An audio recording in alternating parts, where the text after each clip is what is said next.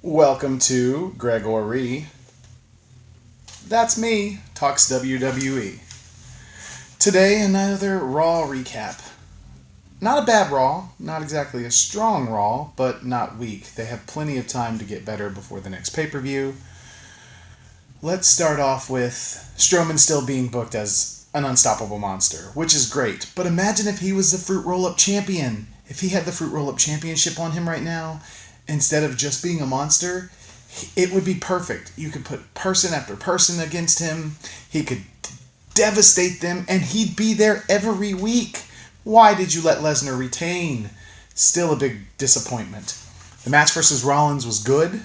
Didn't expect it to be that good because I thought he was just going to destroy Rollins like he kind of did with Ambrose. But Rollins has a better moveset than Ambrose, so it makes sense that Rollins would have a little more offense. I love that after the match he tried to destroy Rollins and Ambrose came out to save him, showing their bond is getting a little better. And then the Bar came out to destroy them after Strowman finished off Ambrose. I'm loving Sheamus and Cesaro. I love the new shirts. I love the coats, the glasses. I'm loving everything about the Bar. They're the strongest tag team in the company, even though you still have strong champs. They are a strong deterrent to the champs, and that's what you need to make the tag team champions relevant. I love that Alexa left a nice little prize package for Mickey. I like that it was Depends and a walker because Mickey's old. I do love everything they're doing with this feud. I love the little backstage segments that are giving heat to the rivalry. It's smart booking. Elias Sampson is just a treat. I mean, an absolute treat. Who doesn't want to walk with Elias? I love the song he sang about Denver. I'm loving every song he sings. And a rare Raw treat, we got to see Titus actually wrestle and lose. What is the point of Titus Brand if everybody in Titus Brand loses? You need to give the brand a win occasionally. Now, it didn't make sense to have Titus beat Elias, but Apollo should get to beat somebody that isn't Kurt Hawkins next week. Or Titus and Apollo should team up and beat somebody to get the brand stronger. I love the Nia versus Mickey match. I love that it looked like Mickey was going to win and Bliss intervened and helped Nia. Cost Nia the match, but didn't let her get beaten, which is smart. Now, moving on to the sadness of Raw. Please, awake or break or do whatever you're going to do to Matt Hardy. Do it now. Don't put him in tags matches with Jason Jordan where he has to take the L. I do like that Jason Jordan came out in a different looking gear, not his normal, I'm wearing spandex things I pull down to get mad. I don't like that you haven't done anything to develop this character. I don't like that he doesn't have new music. I don't like that he isn't getting to move forward. He's taken L's left and right. That's not how you push someone. It's basically a non-push push, which I know people say, you can't say that. There's no such thing. They just created one with this Jason Jordan push because they have not done anything since giving him the push, making this a non-push push. The club still not being used right. They did get the W here, which was good for them, but they should be in the tag team hunts. I know that a lot of things went wrong when Dash and Wilder kept getting hurt. Dash got hurt, then Wilder got hurt. I get it. I know they're the same person too. Every other week, Dawson or Dash is getting hurt, and it's just dumb. And the club lost a lot of momentum because of this. It's just not what you need to do with the club. They're better than that. They're over. Let them get into the tag hunt. It only makes sense. I love the whole Miz Roman segment. I didn't think that I was going to like this program because it feels more like you're trying to shove Roman down our throat. But when he has someone that can basically make him work correctly like The Miz and get the proper heat, The Miz comes out with the Miztourage stealing the Shield's entrance. Roman takes out the Miztourage. violently, and the fans actually seemed to not hate it. There were actually "Let's Go Roman" chants and not so many "Roman sucks" chants. Leave it to The Miz to get Roman over, because only The Miz could do that. Roman has beaten Cena, who the world hated, and we were all mad that he beat Cena. But he is about to beat The Miz, and we're loving it. The Miz kicking out of a Superman punch was amazing. The match was really, really good, and I like that the Bar came out and saved The Miz, because they're shooting a message to the tag team champs. We know Roman is one of your boys. Even though you and Seth might not get along, Roman, we know that Roman and Dean do, and Roman is one of your boys. You will protect your boys. And so they taking out him was smart, because now they're under the tag team champion skins.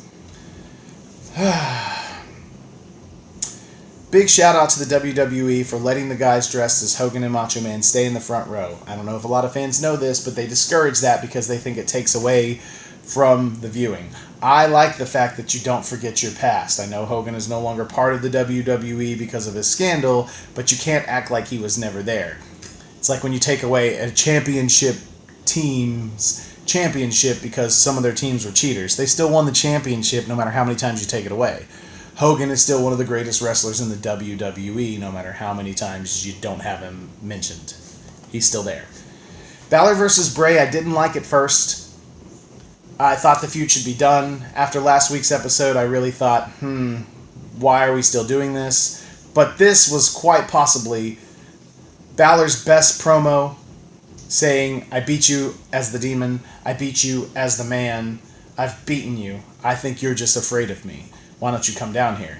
And then Bray gives the best promo I think Bray has ever given, where he tells Balor, you aren't the Demon. The Demon is just the real you. The Man is the mask. And I don't need masks. And then the reveal of Sister Abigail, she's coming. I really love the end where he has a little face paint on and he's laughing as a guy and a girl. I really, really enjoyed this promo, and I actually want to see them fight again. Hopefully Bray gets the win. It will help Bray. It won't hurt Finn, since Finn's had 2 wins, and it will look cool having Sister Abigail come out.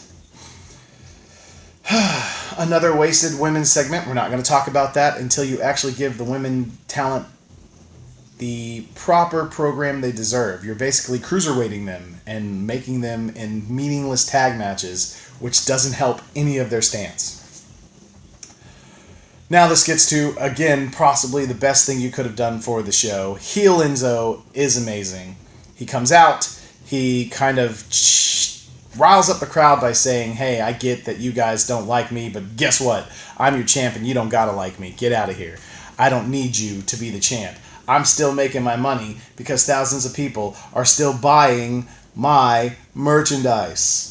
And he's right. People are out there buying those Enzo shirts. People are out there buying the Realist Certified G shirts. Half the crowd is wearing Enzo stuff and still chanting what he says, even though they hate him. I love that he roasts the whole division when they come out there, and I mean, he lights them on fire. He tells Gentleman Jack he dresses like a 1940s paperboy. He tells the Brian Kendrick, he looks like a beggar, homeless man for change. He set them on fire, and he was amazing. I did like that Kurt Angle came out and introduced a new cruiserweight to the division. I do not like that it was Kalisto. I believe Kalisto is done. His character was never going to get over. If you had put him in the cruiserweights to begin with, he would have had a chance, but you've had so many, let's have Kalisto lose and get thrown in a dumpster. Let's make Kalisto United States champion and have nothing come of it. Like, it just doesn't make any sense to put him in the cruiserweight division. This would have been smart time to sign someone else and have them come out. Like a Zack Sabre Jr. would have been nice. Just somebody with a name. Kalisto will never have a name. Even if he wins the belt, he's a transitional champion to give it to someone else in the division, since they can't touch Enzo. So it just doesn't make any sense here. I do like that Enzo points out that the cruiserweights have been on the main event twice now because of him, and that he's made 205 relevant, which he has, because 205 wasn't closing the show before. And then the good reveal at the end with the Shield was kind of smart. I really wish they had put their fists in the middle and done their normal thing. I would love to see the Bar and the Miztourage versus the Shield, it would be awesome. I don't know if the Miz Taraj would actually wrestle, but the Miz and the Bar could wrestle against them, and you could give the Bar the win, kind of not making the Shield's first match back amazing, since they haven't lost that much as when they were the Shield. Have them take an L to start, and then slowly build up this. I wouldn't mind seeing Roman as the Intercontinental Champion now. I thought I hated it last week, but now it makes a lot of sense with everything that they've done. And if you have them as the tag champs and him as the IC champ and they're the Shield, maybe we'll get Roman back to the good graces of the WWE fans, because they didn't mind the ending of this week's Raw with him and those three being together. The stadium had a pretty loud pop when they showed up. So it would be pretty smart to get Roman some heat on the good side of things for once. Alright guys, as always, thanks for watching. Please like and subscribe if you are not a subscriber. If you don't want to do those things, again, I just do this video for fun. I don't care, so you're not hurting me.